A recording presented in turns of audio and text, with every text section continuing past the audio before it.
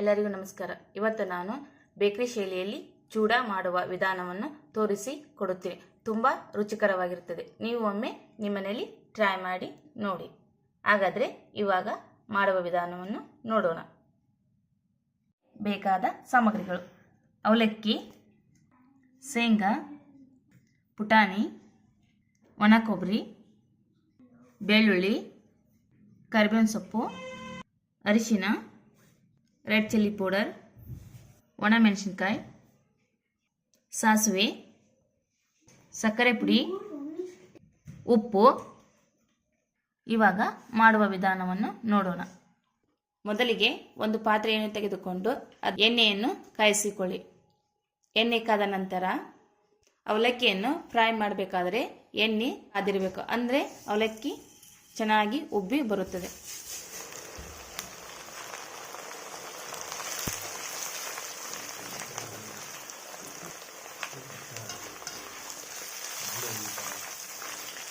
ನೋಡಿ, ಇವಾಗ ಎಷ್ಟು ಚೆನ್ನಾಗಿ ಬಂದಿದೆ. ಚೂಡ ಮಾಡಲಿಕ್ಕೆ ದಪ್ಪ ಅವಲಕ್ಕಿ ತೆಗೆದುಕೊಳ್ಳಬೇಕು.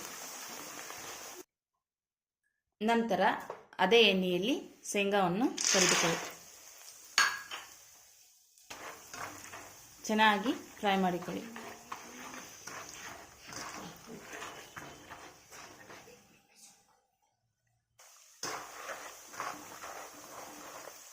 ನೋಡಿ, ಇಲ್ಲಿ ಶೇಂಗಾ ಚೆನ್ನಾಗಿ ಫ್ರೈ ಆಗಿದೆ. ಇಷ್ಟ ಆದರೆ ಸಾಕು, ತೆಗೆದುಕೊಳ್ಳೋಣ. ನಂತರ ಪುಟಾಣಿಯನ್ನು ಫ್ರೈ ಮಾಡಿಕೊಳ್ಳಿ.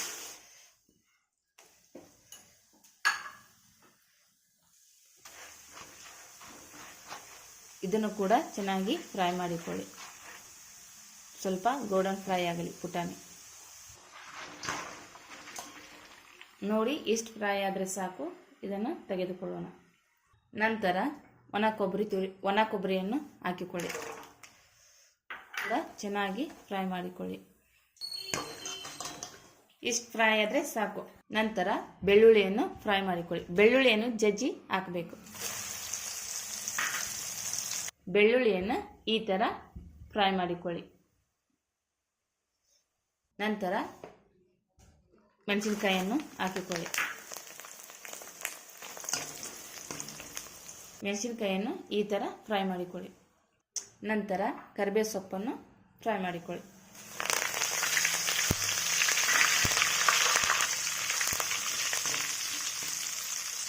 ಸೊಪ್ಪು ಈ ಥರ ಫ್ರೈ ಆದರೆ ಸಾಕು. ಸಾಸಿವೆಯನ್ನು ಸಣ್ಣ ಫ್ರೈಯರ್ ಒಳಗೆ ಫ್ರೈ ಮಾಡಿಕೊಳ್ಳಿ. ನಂತರ ಕಾಜುವನ್ನು ಫ್ರೈ ಮಾಡಿಕೊಳ್ಳಿ.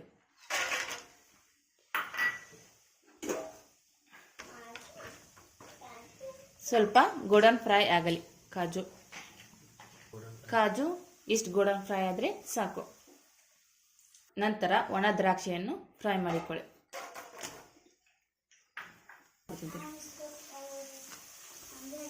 ಈ ಥರ ಫ್ರೈ ಆದರೆ ಸಾಕು. ಎಲ್ಲ ಕರಿದುಕೊಂಡ ನಂತರ ಅರಿಶಿನ ಪುಡಿ, ರುಚಿಗೆ ತಕ್ಕಷ್ಟು ಖಾರ, ನಿಮಗೆ ಎಷ್ಟು ಬೇಕಷ್ಟು ಖಾರ ಹಾಕೊಳ್ಳಿ. ರುಚಿಗೆ ತಕ್ಕಷ್ಟು ಉಪ್ಪು,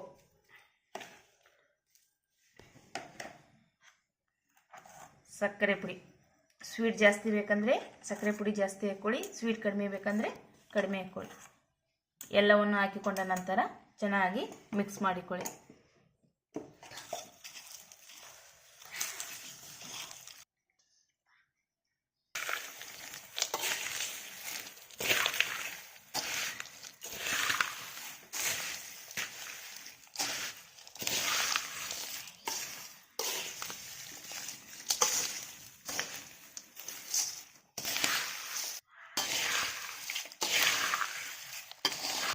ಈ ಥರ ಚೆನ್ನಾಗಿ ಮಿಕ್ಸ್ ಮಾಡಿಕೊಳ್ಳಿ. ತುಂಬ ಬಿಸಿ ಇರುತ್ತದೆ, ಸ್ಪೂನಿಂದ ಚೆನ್ನಾಗಿ ಮಿಕ್ಸ್ ಮಾಡಿಕೊಳ್ಳಿ. ನೋಡಿ, ಇವಾಗ ಚೆನ್ನಾಗಿ ಮಿಕ್ಸ್ ಮಾಡಿಕೊಂಡಾಗಿದೆ. ಎಷ್ಟು ಚೆನ್ನಾಗಿ ಬಂದಿದೆ.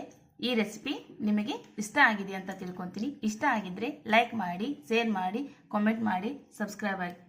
Thank you for watching.